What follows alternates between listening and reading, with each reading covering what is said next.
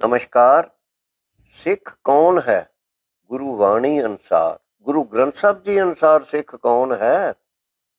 सो सिख सखा बंदप है भाई, जे गुर के भाने विच आवे।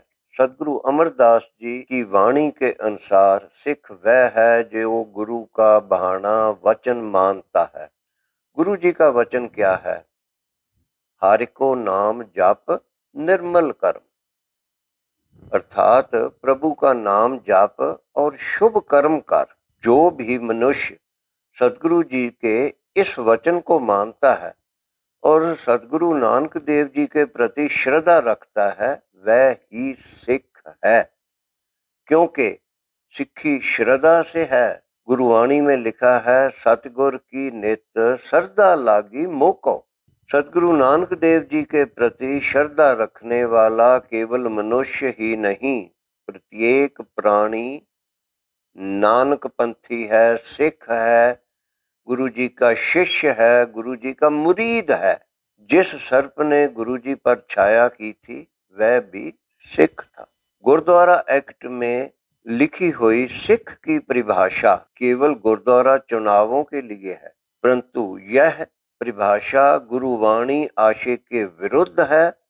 यह परिभाषा अंग्रेजों ने सिख पंथ को घटाने के लिए बनाई थी। जो परिभाषा मैं लिख रहा हूँ, आपको मैं प्रस्तुत कर रहा हूँ, यह परिभाषा तो पूर्ण रूप से गुरुवाणी आधारित है।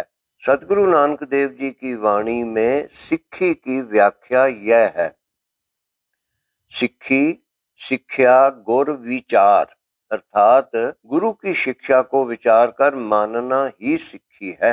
गुरुवाणी अनुसार सिक्खी बाहरी स्वरूप से नहीं और किसी विशेष पहरावे से भी नहीं। सदगुरु नानक देव जी ने तो अपनी वाणी में हर वेश भेख का खंडन किया है। छोड़ा हो वेश भेख चतुराई। सदगुरु अमरदास जी उच्चारण करते हैं, वेसी सौह ना पाइय कार्य कर वेश रही, नानक तिन्नी सौ पाया जिन्नी गुर की सिख सुनी। अर्थात किसी भी बाहरी स्वरूप से प्रभु प्राप्ति नहीं हो सकती। प्रभु प्राप्ति तो केवल उसी को होती है जो गुरु जी की शिक्षा को सुनकर मानता है। इसलिए सिक्खी तो श्रद्धा से है।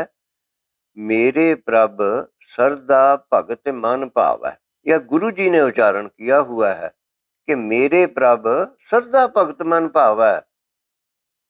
गुरु साहिब जी इन पंक्तियों के अनुसार श्रद्धा वाले मोने को, केस रहित को भी सिख प्रवान करते हैं, क्योंकि बहुत से हिंदू कहे जाते हमारे मोने वीर सदगुरु नानक देव जी को मानते हैं, इसलिए वह भी सिख हैं। सदगुरु नानक देव जी ने उच्चारण किया है, ना सत्य मूंड मुडाई केसी ना सत।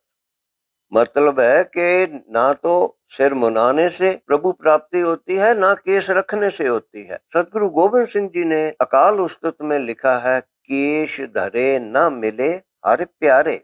केश रखने से नहीं प्रभु प्राप्ति होती। तथा गुरु ग्रंथ साहिब जी में तो यह भी लिखा है, भावे लांबे केश कर भावे करड़ मुंडाए। इन पंक्तियों के अनुसार सिख बनने के लिए केश दाढ़ी होना जरूरी नहीं है। केश दाढ़ी के बिना भी सिख हो सकता है, इसलिए सिक्खी केश दाढ़ी से नहीं है। सिक्खी तो गुरु प्रति विश्वास के साथ है। गुरु जी लिखते हैं, जाके मन गुर की प्रतीत, जाके मन गुर की प्रतीत, तिस जन आवे हारे प्रभ चीत। अमृतधारी सिखों के लिए केश दाढ़ी रखने अनिवार्य है। अमृतधारी खालसा पंथ तो समुच्चे सिख पंथ का एक अत्यंत श्रेष्ठ अंग है, लेकिन सिख पंथ केवल अमृतधारी खालसा ही तो नहीं, सिख पंथ तो बहुत विशाल है। सिख पंथ में तो सभी गुरु नानक पंथी गुरु नानक नाम लेवा आते हैं। सभी गुरु नानक पंथ की संप्रदायों को मिलाकर सिख पंथ बनता है। भाई कन्हैया, भाई नंदलाल, दीवान टोडरमल आदि सिख 10वें पातशाह जी के समय भी अमृतधारी नहीं थे, लेकिन वह भी महान सिख थे। गुरु जी ने उनको निकाला भी नहीं, उनको पीटा भी नहीं कि आप अमृत क्यों नहीं पान करते। राय बलार, गनी खां, नबी खां, पीर बुद्धू शाह आदि वह भी तो गुरु जी के सिख थे, शिष्य थे तथा मुरीद थे, क्योंकि मुसलमान अपने को मुरीद कहते हैं। आज भी जो प्राणी गुरु जी प्रति श्रद्धा रखता है वह ही गुरु नानक पंथी सिख है, मुरीद है। सिख पंथ भक्ति मार्ग है। सिख को गुरु जी ने भक्त बनाया है। इस कारण भक्तों के जो लक्षण गुरु जी ने गुरु वाणी में लिखे हैं वह ही लक्षण सिखों के भी होने चाहिए। इन लक्षणों में गुरु जी ने किसी भी प्रकार के वस्त्र, केश, दाढ़ी आदि बाहरी स्वरूप का उल्लेख ही नहीं किया।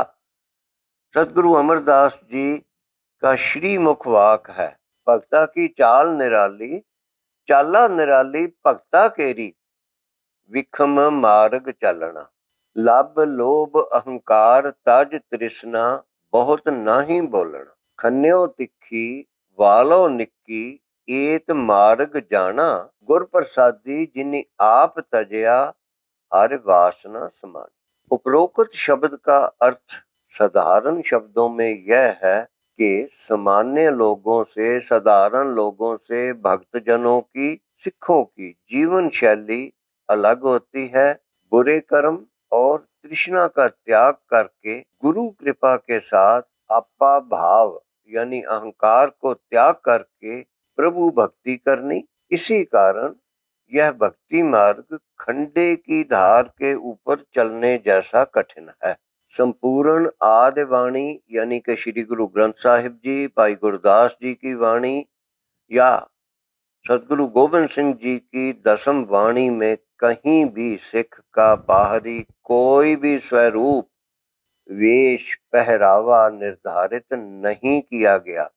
गुरु जी द्वारा सिखों को किसी भी प्रकार के बाहरी स्वरूप, तिलक, जन्यू, टोपी, सुन्नत, केश, दाढ़ी, दस्तार और कोई भी विशेष पहरावा पहनने का आदेश भी नहीं और मनाही भी नहीं है। मैं फिर स्पष्ट कर रहा हूँ, कोई भी विशेष पहरावा पहनने का आदेश भी नहीं और गुरु जी की वाणी के अनुसार मनाही भी नहीं की गई है।